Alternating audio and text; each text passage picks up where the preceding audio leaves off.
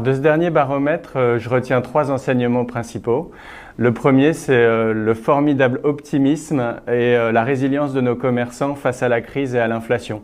Ils sont tous dans une dynamique, enfin tous, ils sont en grande majorité dans une dynamique d'investissement et de développement. On le voit notamment sur le digital avec 2/3 des commerçants qui investissent dans ce domaine. On le voit aussi sur la responsabilité sociale et environnementale, où la grande majorité des commerçants, 8 sur 10, développent des offres éco-responsables.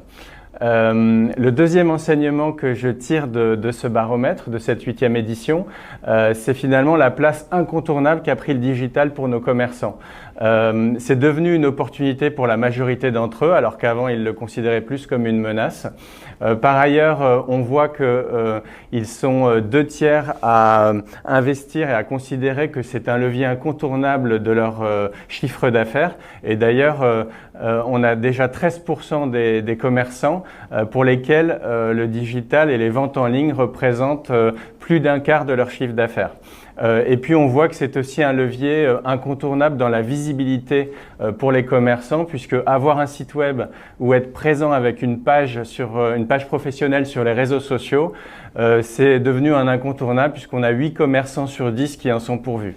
Le troisième et dernier enseignement que je tire de ce baromètre, c'est ce que j'appellerais une forme de bascule entre l'appétence pour le digital et désormais une forme de maturité. On le voit à travers de 2 nouveautés dans ce baromètre.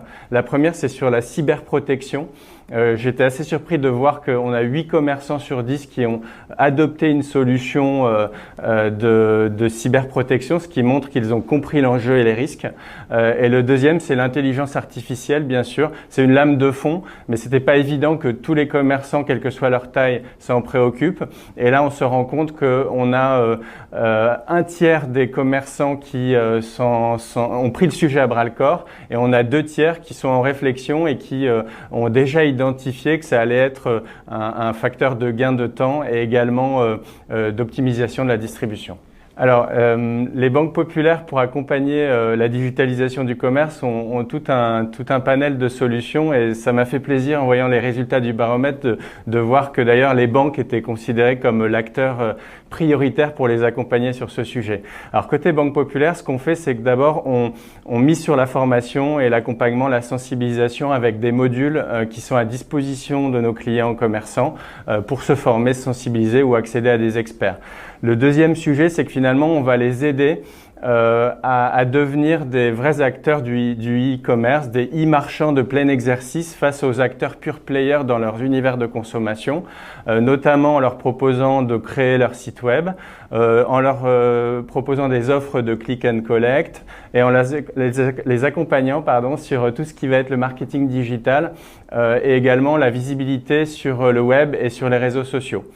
Le troisième type d'accompagnement qu'on propose, c'est tout ce qui porte sur les solutions de paiement et d'encaissement en e-commerce. Donc là, on va avoir aussi bien des solutions d'encaissement sécurisées, avec notamment notre filiale Payplug, que des solutions portant sur le paiement fractionné si le commerçant souhaite proposer du paiement en plusieurs fois.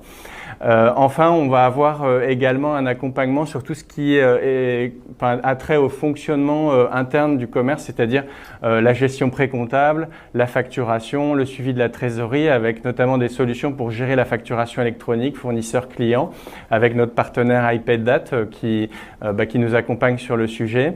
Et puis il y a un dernier univers sur lequel on peut aussi les aider, c'est tout ce qui va concerner la cybersécurité, se protéger et s'assurer contre les risques cyber. Donc là, on va avoir toute une gamme de solutions. Je pourrais en parler des heures parce qu'on a beaucoup de solutions. Je pense que le plus simple et ce que j'ai envie de recommander aux commerçants qui nous écoutent, c'est de se rapprocher des banques populaires. On a 4500 conseillers de proximité sur tous les territoires qui sont capables d'accompagner les commerçants dans l'accélération de leur transformation digitale.